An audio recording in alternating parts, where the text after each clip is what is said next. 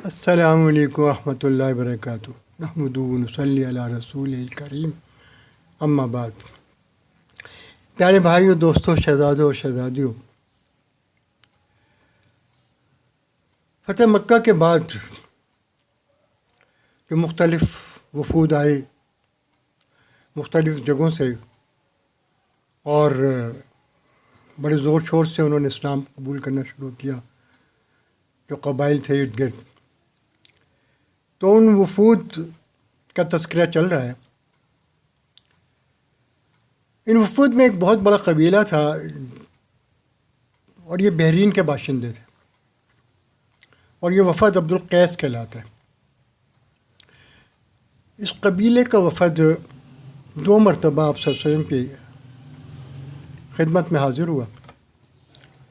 ان کا پہلا وفد تو فتح مکہ سے پہلے آیا تھا، اور پھر اس مرتبہ جب یہ وفد آیا تو اس میں 13 یا 14 لوگ تھے۔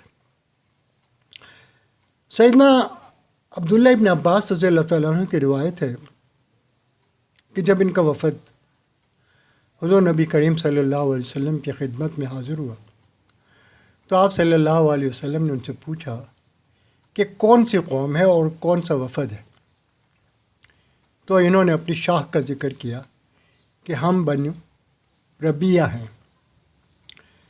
آپ صلی اللہ علیہ وسلم نے فرمایا مرحبا بالقوم غیر خزایا ولا ندامی، کہ خوش آمدید ہے اس قوم کو جو رسوا ہوئے اور نہ شرمندہ ہوئے،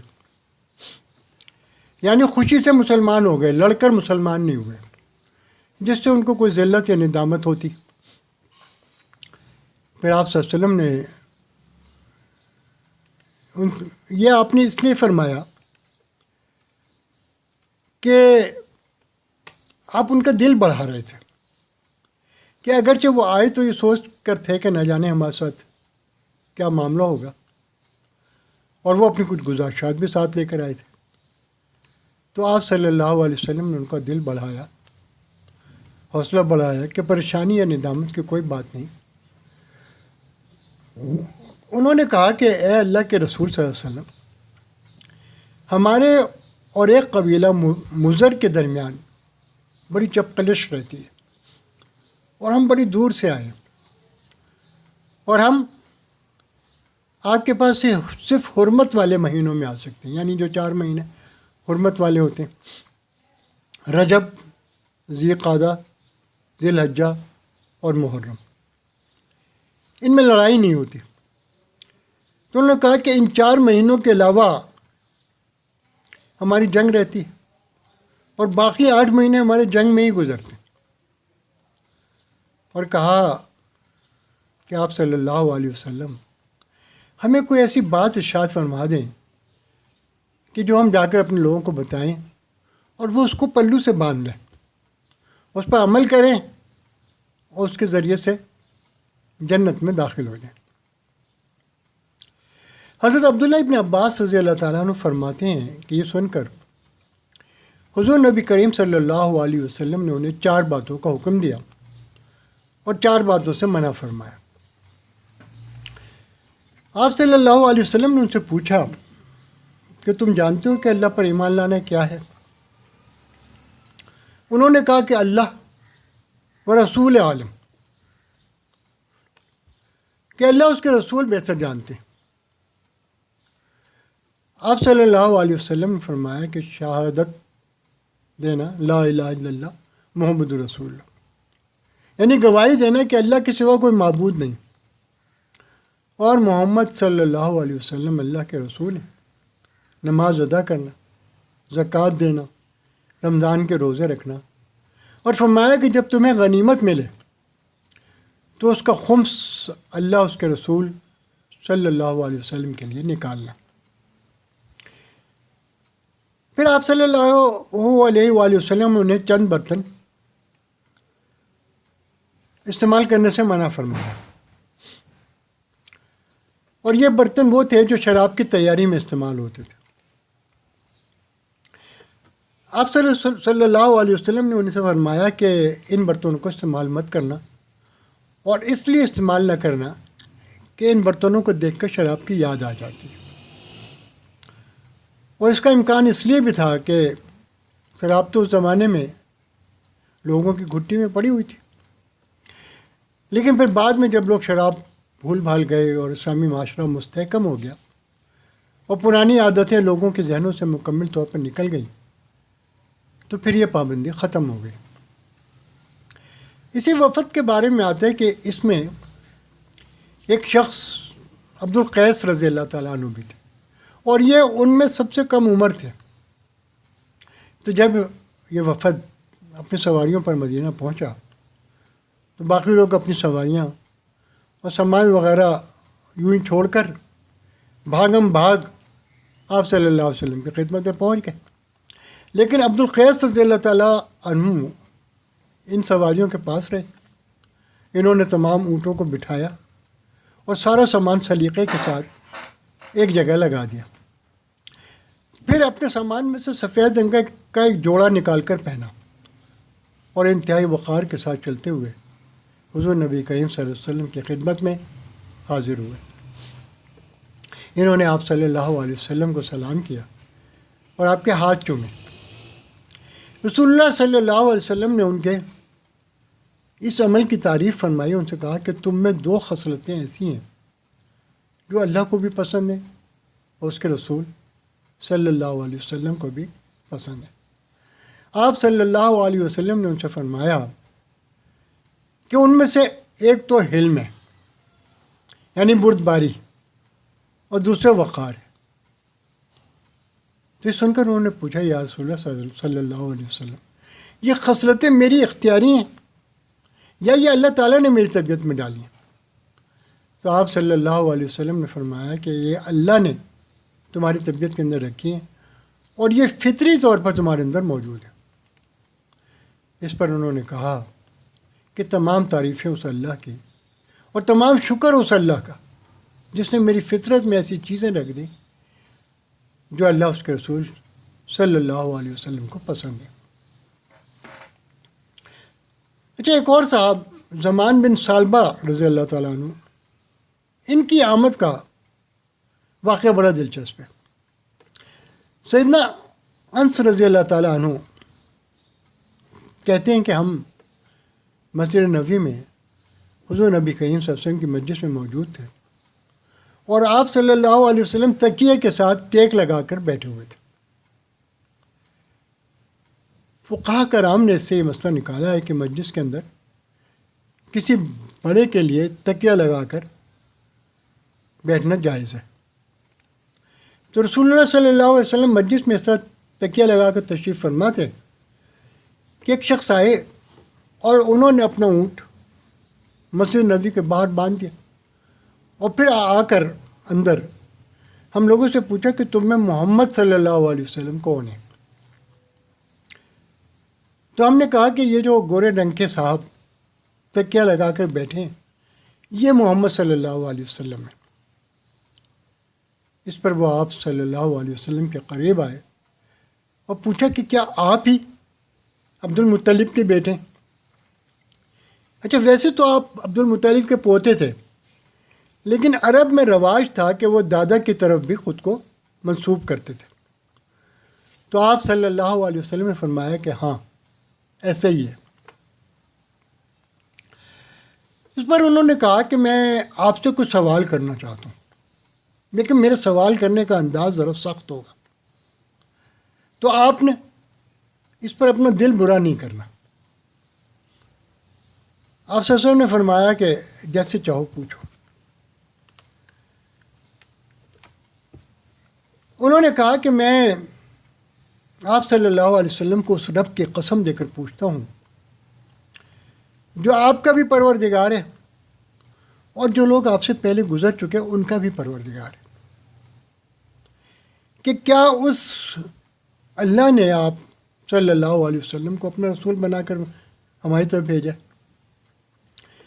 آپ صلی اللہ علیہ وسلم نے فرمایا خدا کی قسم ہاں، مجھے اس خدا نے ہی اپنا رسول بنا کے بھیجا ہے۔ پھر انہوں نے کہا کہ میں آپ صلی اللہ علیہ وسلم کو اللہ کی قسم دے کر پوچھتا ہوں کہ کیا اس اللہ نے یہ حکم دیا ہے کہ 5 نمازیں پڑھا کرو؟ آپ صلی اللہ علیہ وسلم نے فرمایا اللہ کی قسم ہاں اس اللہ نے یہ حکم دیا۔ اس پر انہوں نے کہا کہ میں پھر آپ کو اللہ کی قسم دے کر پوچھتا ہوں کہ کیا اس اللہ نے آپ کو حکم دیا ہے کہ ہم رمضان کے روزے رکھا کریں؟ آپ صلی اللہ علیہ وسلم نے فرمایا اللہ کی قسم ہاں اس اللہ نے ہی مجھے یہ کہا ہے۔ اس پر انہوں نے کہا کہ میں پھر آپ کو اللہ کی قسم دے کر پوچھتا ہوں کہ کیا اس اللہ نے آپ کو یہ حکم دیا ہے کہ آپ ہمارے مالداروں سے زکوٰۃ لے کر ہمارے غریبوں میں تقسیم کریں؟ آپ صلی اللہ علیہ وسلم نے فرمایا اللہ کی قسم ہاں اس اللہ نے مجھے یہ حکم دیا۔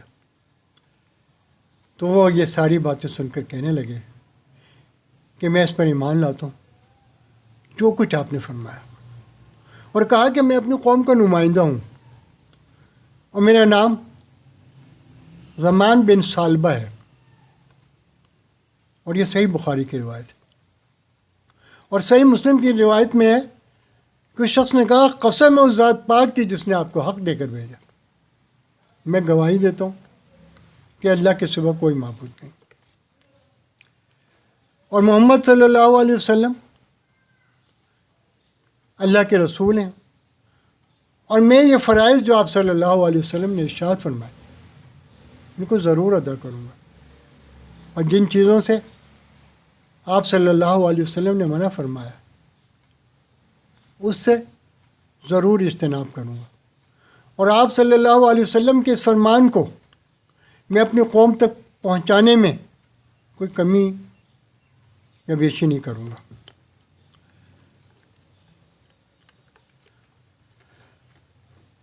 یعنی جیسے آپ صلی اللہ علیہ وسلم نے فرمایا بالکل ایسے ہی میں اسے اپنی قوم تک پہنچاؤں گا۔ آپ صلی اللہ علیہ وسلم صحابی فرماتے ہیں کہ انہوں نے یہ اعلان کیا، اپنے اونٹ پر بیٹھے ہوئے واپس چل دیے۔ تو جب وہ جا رہے تھے تو انہوں نے اپنے بالوں میں پیچھے کی طرف 2 چوٹیاں کی ہوئی تھیں۔ آپ صلی اللہ علیہ وسلم نے ان کی طرف اشارہ کر کے فرمایا کہ ان 2 چوٹیوں والے نے جو کہا ہے اگر اس کو سچ ثابت کر دیا تو یہ جنت میں جائے گا۔ پھر رسول اللہ صلی اللہ علیہ وسلم کے پاس سے رخصت ہو کر یہ سیدھے اپنی قوم کے پاس گئے اور ان سے کہا کہ سب جمع ہو جاؤ، مجھے تم سے کچھ بات کرنی ہے۔ جب سب لوگ جمع ہو گئے تو ان کا پہلا جملہ یہ تھا کہ لات اور عزیٰ کیا یہ برے بت ہیں۔ یہ سن کر لوگوں نے ان سے کہا کہ زمان باز آ جاؤ اور برس سے ڈرو اور جزام سے ڈرو اور جنون سے ڈرو، کیونکہ بتوں کو برا بھلا کہنے والا یا پاگل ہو جاتا ہے یا اسے جزام ہو جاتا ہے یا برس ہو جاتا ہے۔ اس پر زمان رضی اللہ تعالیٰ عنہ نے کہا کہ خدا تم لوگوں کا برا کرے، یہ عربی کا محاورہ ہے کہ تمہارا ناس ہو، اور کہا کہ خدا کی قسم یہ لات اور عزیٰ نہ کوئی نقصان پہنچا سکتے ہیں اور نہ کوئی نفع دے سکتے ہیں، اور کہا کہ اللہ تعالیٰ نے ایک رسول بھیجا ہے جس کے اوپر کتاب نازل فرمائی، اور اللہ تعالیٰ نے اس کو اپنی وحدانیت اور اس کی رسالت کا بتایا، اور میں اس کی گواہی دیتا ہوں کہ وہ اللہ ایک ہے، اور نبی صلی اللہ علیہ وسلم جو اس نے بھیجا وہ اس کے رسول ہیں، اور تمہارے پاس میں ان باتوں کو خود ان سے سن کر آیا ہوں۔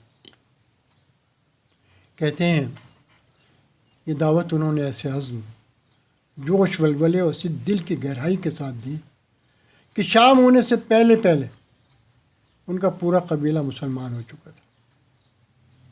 حضرت عبداللہ ابن عباس رضی اللہ تعالیٰ عنہ فرماتے ہیں کہ ہم نے زمان رضی اللہ تعالیٰ عنہ سے زیادہ بابرکت کو داعی نہیں دیکھا کہ جو صبح رسول اللہ صلی اللہ علیہ وسلم کا پیغام لے کر گیا اور شام تک اس کی پوری قوم ایمان لا چکی تھی۔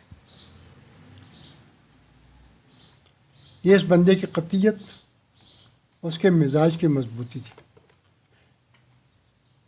کہ پہلے آ کر انہوں نے اپنی تسلی دی اور یقین کے لیے آپ صلی اللہ علیہ وسلم سے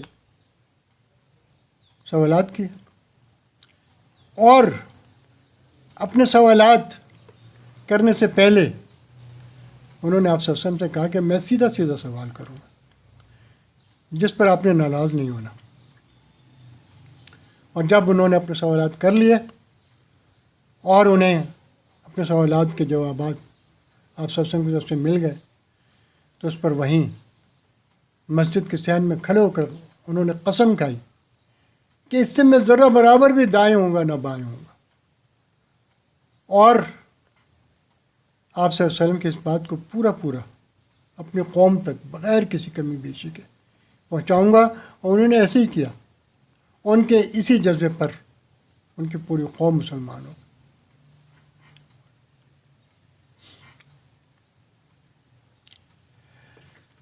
اچھا، ان آنے والے وفود میں ایک قبیلہ ایسا بھی تھا جو مسلمان ہوئے بغیر واپس گیا، اور وہ نجران کے عیسائی تھے جو یمن سے آئے تھے. نجران یمن کا ایک بہت بڑا شہر ہے جس میں اس وقت 73 قصبے اور گاؤں شامل تھے. اصل میں آپ صلی اللہ علیہ وسلم نے ان کو ایک خط لکھا تھا جس میں لکھا تھا کہ میں تمہیں بندوں کی عبادت سے اللہ تعالیٰ کی عبادت کی طرف بلاتا ہوں، اور بندوں کی بالادستی سے اللہ تعالیٰ کی بالادستی کی طرف بلاتا ہوں، اور بندوں کی غلامی سے اللہ کی غلامی کی طرف بلاتا ہوں. اگر تم نے انکار کیا تو تم پر جزیہ لازم ہوگا، اور اگر تم نے جزیہ دینے سے بھی انکار کیا تو میں تم سے اعلانی جنگ کرتا ہوں. آپ صلی اللہ علیہ وسلم کا یہ خط جب نجران کے عیسائیوں کے پاس پہنچا تو ان کا سب سے بڑا پادری، جس کو اسقف اعظم کہتے تھے، ابو حارث بن علقمہ تھا. یہ اصل میں عرب تھا، عرب کے قبیلہ بکر بن وائل سے اس کا تعلق تھا، اور یہ عیسائی ہو گیا تھا. روم کے بادشاہ اس کے علم و فضل اور دینی پختگی کی وجہ سے اس کی بڑی عزت کرتے تھے، اور انہوں نے اس کو بڑی بڑی جائیدادیں دے رکھی تھی، اور اسے اپنے گرجے کا امام مقرر کیا ہوا تھا. آپ صلی اللہ علیہ وسلم کا خط ملنے پر اس نے سب لوگوں کو طلب کیا جو بہت سارے قبائل تھے، اور انہیں آپ صلی اللہ علیہ وسلم کے خط کے بارے میں بتایا. اس پر ان لوگوں نے یہ طے کیا کہ 60 لوگوں کا ایک وفد، جس میں 14 بڑے بڑے سردار اور اشراف شامل تھے، رسول اللہ صلی اللہ علیہ وسلم کی خدمت میں بھیجا جائے. تو جب یہ وفد بڑی آن بان کے ساتھ مدینہ منورہ پہنچا تو آپ صلی اللہ علیہ وسلم نے ان کو مسجد نبوی میں ٹھہرایا. جب یہ لوگ وہاں پہنچے تو انہوں نے بڑی بڑی چادریں پہنی ہوئی تھیں جن میں ریشم کی آستینیں لگائی ہوئی تھیں، اور اپنے ہاتھوں میں سونے کی انگوٹھیاں پہنی ہوئی تھیں. مسجد میں اس وقت عصر کی نماز ہو چکی تھی. تو جب اس کے بعد ان کی نماز کا وقت ہوا تو یہ مشرق کی طرف منہ کر کے اپنی نماز ادا کرنے لگے، لیکن مسلمانوں کا قبلہ تو مغرب کی طرف ہوتا ہے. صحابہ کرام نے ان کو روکنا چاہا تو آپ صلی اللہ علیہ وسلم نے ان سے فرمایا کہ ان کو اپنی نماز پڑھنے دو، یہ جیسے بھی پڑھ رہے ہیں. تو پہلے انہوں نے اپنی نماز پڑھی، پھر اور عبادت کی جو بھی ان کی تھی. حالانکہ آپ صلی اللہ علیہ وسلم اس وقت مسجد میں تشریف فرما تھے، اور پھر یہ اس کے بعد آپ صلی اللہ علیہ وسلم کی خدمت میں حاضر ہوئے. جب یہ آپ صلی اللہ علیہ وسلم کی خدمت میں حاضر ہوئے تو آپ صلی اللہ علیہ وسلم نے ان سے اپنے چہرے انور پھیر لیا. اس پہ یہ بڑے حیران ہوئے کہ آپ صلی اللہ علیہ وسلم ہماری طرف دیکھ نہیں رہے. حضرت عثمان رضی اللہ عنہ نے ان کو بتایا کہ تمہاری ان ریشم کی پوشاکوں اور سونے کی انگوٹھیوں کی وجہ سے رسول اللہ صلی اللہ علیہ وسلم تمہاری طرف نظر نہیں فرما رہے. حالانکہ عیسائی تھے، لیکن آپ صلی اللہ علیہ وسلم نے ان لوگوں پر بھی ان چیزوں کو پسند نہیں فرمایا. لیکن ہائے افسوس کہ آج بعض مسلمان مرد سونے کی انگوٹھیاں پہنے ہوتے ہیں اور ریشم استعمال کرتے ہیں۔ دو قسم کے لوگوں سے آپ صلی اللہ علیہ وسلم نے اپنا رخ مبارک پھیرا ہے۔ ایک تو وہ لوگ تھے جو ایران کے بادشاہ کسریٰ کے کہنے پر یمن کے گورنر بازان نے اپنے 2 بندے آپ صلی اللہ علیہ وسلم کو گرفتار کرنے کے لیے مدینہ منورہ بھیجے تھے، اور ان کی بڑی بڑی مونچھیں تھیں اور داڑیاں مونڈی ہوئی تھیں، حالانکہ وہ مسلمان نہیں تھے، لیکن رسول اللہ صلی اللہ علیہ وسلم نے ان کو دیکھ کر اپنے چہرہ انور پھیر لیا تھا۔ ان سے کہا تھا کہ تمہیں کس نے کہا ہے کہ تم ایسی شکل بناؤ؟ اچھا، بندہ کہہ سکتا ہے کہ یہ احکامات تو مسلمانوں کے لیے ہوتے، لیکن ذرا سوچیں کہ آپ صلی اللہ علیہ وسلم نے یہ چہرہ غیر مسلم کا بھی پسند نہیں فرمایا، لیکن صد افسوس کہ آج رسول اللہ صلی اللہ علیہ وسلم کی امتیوں نے یہ چہرہ بنا لیا۔ اللہ تعالیٰ ہمیں سمجھ عطا فرمائے۔ ان کے علاوہ دوسرے لوگ جن سے آپ صلی اللہ علیہ وسلم نے اپنا چہرہ انور پھیرا، وہ یہ نجران کے عیسائی تھے، کیونکہ ان کی پوشاکیں ریشم کی تھیں اور سونے کی انگوٹھیاں پہنے ہوئے تھے۔ حالانکہ آپ صلی اللہ علیہ وسلم نے ان کو ان کے طریقے پر دوسری طرف منہ کر کے مسجد نبی میں نماز پڑھنے سے بھی نہیں روکا تھا۔ تو جب حضرت عثمان رضی اللہ تعالیٰ عنہ نے رسول اللہ صلی اللہ علیہ وسلم کے ان سے منہ پھیرنے کی وجہ انہیں بتائی، تو یہ لوگ واپس چلے گئے، اور پھر یہ اگلی صبح راہبانہ لباسوں میں آئے۔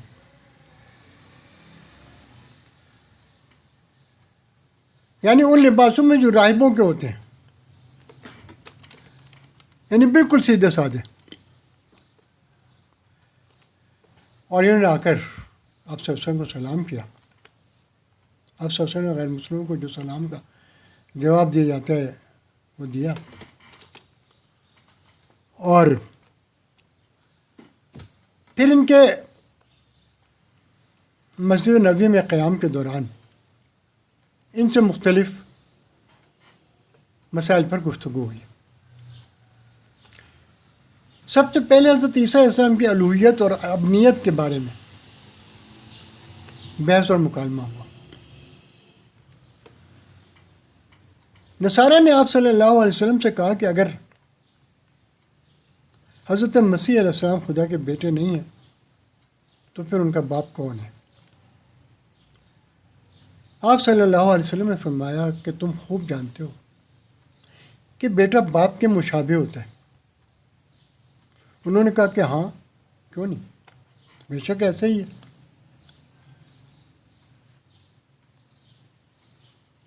آپ سمجھنے کا مطلب یہ تھا کہ اگر عیسیٰ علیہ السلام خدا کے بیٹے ہیں تو خدا کے مشابہ ہونے چاہیے۔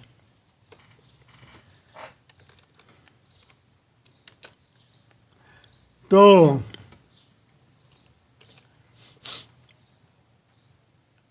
حالانکہ سب کو پتہ ہے کہ اللہ تعالیٰ بے مثل اور بے چون و چگا ہے۔ لیسا کمثلہ شیء ولم یکن لہ کفوا احد۔ تو آپ صلی اللہ علیہ وسلم نے ان سے کہا کہ کیا تمہیں معلوم نہیں کہ ہمارا پروردگار حی لا یموت، یعنی زندہ رہنے والا ہے، اس پر کبھی موت نہیں آ سکتی۔ وَإِنَّ عیسیٰ یاتی علیہ الفنا، اور عیسیٰ علیہ السلام پر موت اور فنا آنے والی ہے۔ نصارہ نے کہا بے شک آپ کی بات درست ہے۔ اچھا، اس میں نکتہ یہ ہے کہ آپ صلی اللہ علیہ وسلم کے اس جواب سے کہ وَإِنَّ عیسیٰ یاتی علیہ الفنا سے صاف ظاہر ہے کہ عیسیٰ علیہ السلام ابھی زندہ ہیں، فوت نہیں ہوئے، اور آئندہ آنے والے زمانے میں ان پر موت اور فنا آئے گی۔ ورنہ نصارہ کے عقیدے کے مطابق یہ جواب دیا جا سکتا تھا کہ عیسیٰ علیہ السلام تو تمہارے عقیدے کے مطابق سولی چلائے جا چکے ہیں اور قتل ہو چکے ہیں، تو وہ خدا کیسے ہوئے؟ مگر چونکہ انبیاء علیہ السلام کی زبان مبارک سے کوئی کلمہ خلاف حق اور خلاف واقعہ نہیں نکل سکتا. اس لیے وہ ان کے جواب میں آپ صلی اللہ علیہ وسلم نے وہی ارشاد فرمایا جو بالکل حق اور واقعے کے عین مطابق تھا کہ ان عیسیٰ یاتی علیہ الفنا، کہ عیسیٰ علیہ السلام پر آئندہ زمانے میں موت آئی. ابھی ان پر موت نہیں آئی اور وہ زندہ ہیں. پھر آپ صلی اللہ علیہ وسلم نے ان سے فرمایا کہ تمہیں معلوم ہے کہ ہمارا پروردگار ہر چیز کا قائم رکھنے والا، تمام عالم کا محافظ و نگہبان اور سب کا رازق ہے. تو کیا عیسیٰ علیہ السلام بھی ان میں سے کسی چیز کے مالک ہیں؟ نصارہ نے کہا کہ نہیں. پھر آپ صلی اللہ علیہ وسلم نے فرمایا کہ تمہیں معلوم ہے کہ اللہ تعالیٰ پر زمین آسمان کی کوئی چیز پوشیدہ نہیں. تو کیا عیسیٰ علیہ السلام کو بھی اس سے زیادہ کچھ معلوم ہے جو اللہ تعالیٰ نے ان کو بتا دیا؟ اس پر بھی نصارہ نے کہا کہ نہیں. پھر آپ صلی اللہ علیہ وسلم نے ان سے فرمایا کہ تمہیں خوب معلوم ہے کہ اللہ تعالیٰ نے حضرت عیسیٰ علیہ السلام کو اپنی ماں کے پیٹ میں جس طرح چاہا بنایا، اور تمہیں یہ بھی معلوم ہے کہ اللہ تعالیٰ نہ کھاتا ہے نہ پیتا ہے، نہ اس کو بول و براز کی حاجت لاحق ہوتی ہے. تو نصارہ نے کہا کہ بے شک ایسے ہی ہے.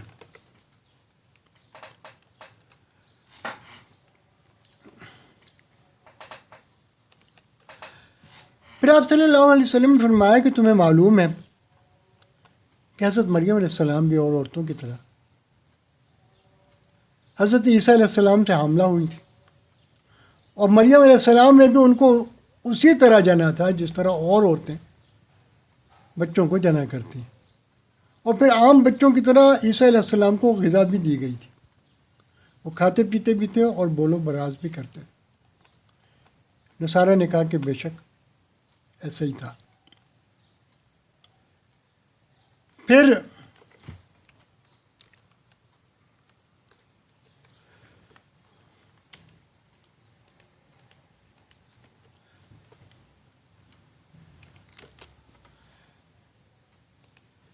اس پر آپ صلی اللہ علیہ وسلم نے ان سے فرمایا کہ پھر وہ خدا کیسے ہوئے، یعنی جن کی تخلیق اور پرورش رحم مادر میں ہوئی اور ولادت کے بعد وہ غذا کے محتاج ہوئے اور بول و براز کی حاجت ان کو لاحق ہوئی، تو وہ خدا کیسے ہو سکتے؟ اس پر نجران کے نصارہ پر حق واضح ہو گیا، مگر انہوں نے جان بوجھ کر اتباع حق سے انکار کیا، جس پر اللہ جل شانہ نے آیتیں نازل فرمائی. الف لام میم اللہ لا الہ الا هو الحی القیوم نزل علیک الکتاب بالحق مصدقا لما بین یدیہ وانزل التوراۃ والانجیل من قبل ھدی للناس وانزل الفرقان ان الذین کفروا بآیات اللہ لهم عذاب شدید واللہ عزیز ذو انتقام ان اللہ لا یخفی علیہ شیء فی الارض ولا فی السماء هو الذی یصورکم فی الارحام کیف یشاء لا الہ الا هو العزیز الحکیم. کہ اللہ کے سوا کوئی معبود نہیں، وہ زندہ ہے اور سارے عالم کی حیات اور وجود کا قائم رکھنے والا، اس کا تھامنے والا ہے. اس نے آپ صلی اللہ علیہ وسلم پر ایک کتاب حق کے ساتھ نازل کی جو پہلی تمام کتابوں کی تصدیق کرنے والی ہے، اور قرآن سے پہلے اس نے تورات اور انجیل لوگوں کی ہدایت کے لیے اتاری اور اس کے معجزات بھی اتارے. تحقیق جن لوگوں نے اللہ کی آیتوں کا انکار کیا ان کے لیے سخت عذاب ہے، اور اللہ تعالیٰ غالب ہے، وہ بدلہ لینے والا ہے. تحقیق اللہ پر آسمان و زمین کی کوئی چیز پوشیدہ نہیں، وہی ہے جو رحم مادر میں تمہاری شکلیں اور صورتیں بناتا ہے، اس کے سوا کوئی معبود نہیں. وہی غالب اور حکمت والا ہے. پھر اس کے بعد آپ صلی اللہ علیہ وسلم نے ان کو اسلام کی دعوت دی، تو انہوں نے کہا ہم تو پہلے سے ہی مسلمان ہیں. اس پر آپ صلی اللہ علیہ وسلم نے فرمایا کہ تمہارے اندر 3 چیزیں ایسی ہیں جو تمہارے اسلام میں رکاوٹ ہے اور جن کی وجہ سے تمہیں مسلمان نہیں کہا جا سکتا۔ پہلی چیز یہ کہ تم صلیب کی عبادت کرتے ہو، صلیب کے آگے جھکتے ہو، اس کے آگے سجدے کرتے ہو۔ دوسری یہ کہ تم خنزیر کھاتے ہو، اور تیسری یہ کہ تمہارا گمان ہے کہ اللہ کا بیٹا ہے۔ تو اللہ کے لیے بیٹا بنانا، خنزیر کھانا اور صلیب کی عبادت کرنا، ان تینوں چیزوں کے ہوتے ہوئے تم اپنے آپ کو مسلمان نہیں کہہ سکتے اور تمہیں مسلمان نہیں کہا جا سکتا۔ اس پر نصارہ نے کہا کہ آپ صلی اللہ علیہ وسلم حضرت عیسیٰ علیہ السلام کو اللہ کا بندہ بتاتے ہیں، تو کیا آپ نے حضرت عیسیٰ علیہ السلام جیسا کوئی اور دیکھا یا سنا ہے؟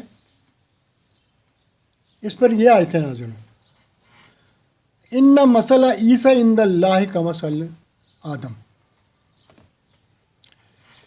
خلقہ من تراب ثم قال له کن فیکون الحق من ربک فلا تکن من الممترین ومن حاجک فیہ من بعد ما جاءک من العلم فقل تعالوا ندعو ابناءنا وابناءکم ونساءنا ونساءکم وانفسنا وانفسکم ثم نبتہل فنجعل لعنۃ اللہ علی الکاذبین۔ تحقیق عیسیٰ علیہ السلام کی مثال اللہ کے نزدیک آدم علیہ السلام کی مثال کی طرح ہے کہ مٹی سے ان کو پیدا کیا اور پھر کہا کہ ہو جا، سو ہو گیا۔ یہ بات اللہ کی طرف سے حق ہے، بس شک کرنے والوں میں سے مت ہونا۔ بس اس علم اور حقیقت کے بعد بھی آپ صلی اللہ علیہ وسلم سے عیسیٰ علیہ السلام کے بارے میں اگر کوئی جھگڑا کرے تو آپ کہہ دیجئے کہ آؤ بلائیں اپنے بیٹوں کو اور تمہارے بیٹوں کو، اور اپنی عورتوں کو تمہاری عورتوں کو، اور اپنی جانوں کو اور تمہاری جانوں کو، پھر مباہلہ کریں، یعنی اللہ سے عجز و زاری کے ساتھ دعا مانگیں اور جھوٹوں پر اللہ کی لعنت ڈالیں۔ ان آیات کے نازل ہونے کے بعد آپ صلی اللہ علیہ وسلم مباہلے کے لیے تیار ہو گئے، اور اگلے روز امام حسن رضی اللہ تعالیٰ عنہ، امام حسین رضی اللہ تعالیٰ عنہ، حضرت سیدہ فاطمۃ النساء رضی اللہ تعالیٰ، سیدۃ النساء فاطمۃ الزہرا رضی اللہ عنہا اور حضرت علی کرم اللہ وجہہ کو اپنے ساتھ دے کر آپ سب سے باہر تشریف لے آئے۔ لیکن نجران کے نصارہ ان مبارک نورانی چہروں کو دیکھ کر مرعوب ہو گئے، اور انہوں نے آپ صلی اللہ علیہ وسلم سے مہلت مانگی کہ ہم آپس میں مشورہ کر لیں، پھر آپ اس کے بعد آپ کی خدمت میں حاضر ہوں گے۔ پھر یہ لوگ علیحدہ جا کر آپس میں مشورہ کرنے لگے۔ ان میں سے ایک شخص سید ایہم، اس نے عاقب عبد المسیح سے کہا کہ خدا کی قسم تمہیں خوب معلوم ہے کہ یہ شخص یعنی محمد صلی اللہ علیہ وسلم نبی مرسل ہے، تو اگر تم نے ان سے مباہلہ کیا تو بالکل ہلاک اور برباد ہو جاؤ گے۔ اور کہا کہ خدا کی قسم میں ایسے چہروں کو دیکھ رہا ہوں کہ اگر یہ پہاڑ کے ٹلنے کی دعا مانگے تو پہاڑ بھی اپنی جگہ سے ٹل جائیں۔ اور کہا کہ خدا کی قسم تم نے ان کی نبوت اور پیغمبری کو خوب پہچان لیا۔ عیسیٰ علیہ السلام کے بارے میں آپ صلی اللہ علیہ وسلم نے جو کہا ہے وہ بالکل قول فیصل ہے۔ اور کہا کہ خدا کی قسم کسی قوم نے کبھی کسی نبی سے مباہلہ نہیں کیا مگر وہ ہلاک ہوئے، لہٰذا مباہلہ کر کے اپنے آپ کو ہلاک مت کرو۔ اگر تم اپنے دین پر قائم رہنا چاہتے ہو تو صلح کر کے واپس ہو جاؤ۔ بالآخر انہوں نے مباہلے سے گریز کیا اور سالانہ جزیہ دینا منظور کر لیا۔ آپ صلی اللہ علیہ وسلم نے فرمایا، قسم اس ذات پاک کی جس کے قبضے میں میری جان ہے، عذاب اہل نجران کے سروں پر آ گیا تھا۔ اگر یہ لوگ مباہلہ کرتے تو بندر اور سور بنا دیے جاتے، اور تمام وادی آگ بن کر ان پر برستی، اور اہل نجران اس میں ہلاک ہو جاتے، حتیٰ کہ درختوں پر کوئی پرندہ بھی باقی نہ رہتا۔ پھر دوسرے روز آپ صلی اللہ علیہ وسلم نے ایک عہد نامہ تحریر کرایا جس کے اہم نکات یہ تھے۔ نمبر 1، اہل نجران کو سالانہ 2000 حلہ یعنی عمدہ قسم کے جوڑے ادا کرنے ہوں گے، جن میں سے 1000 ماہ رجب میں اور 1000 ماہ سفر میں دینے ہوں گے، اور ہر حلے کی قیمت 1 اوقیہ یعنی 40 درہم ہوگی۔ نمبر 2، اہل نجران پر آپ صلی اللہ علیہ وسلم کے قاصد کی 1 ماہ تک مہمانی لازم ہوگی۔ نمبر 3، یمن میں اگر کوئی شورش یا فتنہ پیش آئے تو اہل نجران کو 30 زریں، 30 گھوڑے اور 30 اونٹ عاریتاً دینے ہوں گے جو بعد میں واپس کر دی جائیں گے، اور اگر ان میں سے کوئی شے گم یا ضائع ہوئی تو اس کی قیمت ہم پر ہوگی۔ نمبر 4، اللہ اس کے رسول صلی اللہ علیہ وسلم ان کے جان و مال کی حفاظت کے ذمہ دار ہیں۔ ان کے اموال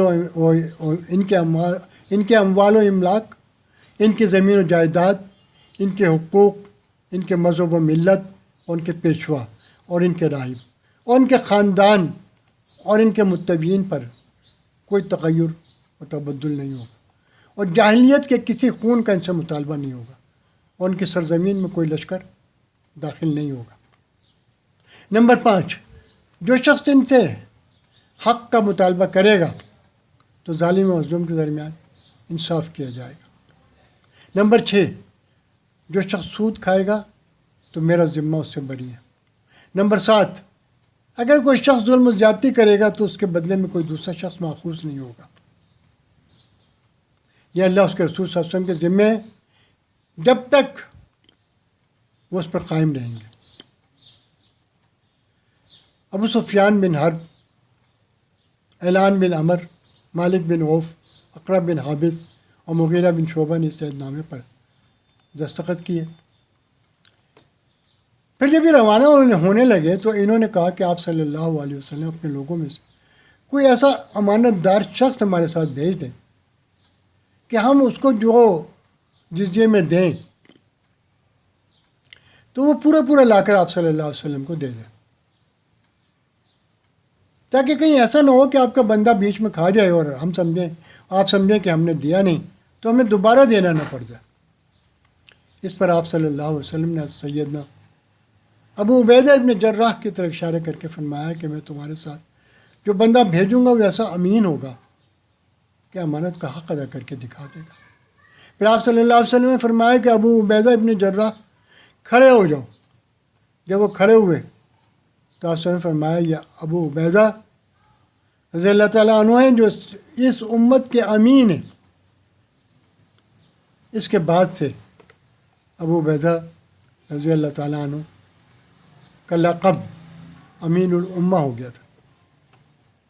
حضرت سیدنا عمر فاروق رضی اللہ عنہ ان کی بہت تعریف کرتے تھے، اور یہ بڑے جلیل قدر صحابی ہیں، عشرہ مبشرہ میں سے بھی، اور اسلام کے لیے ان کی بہت زیادہ خدمات ہیں۔ وما علینا الا البلاغ۔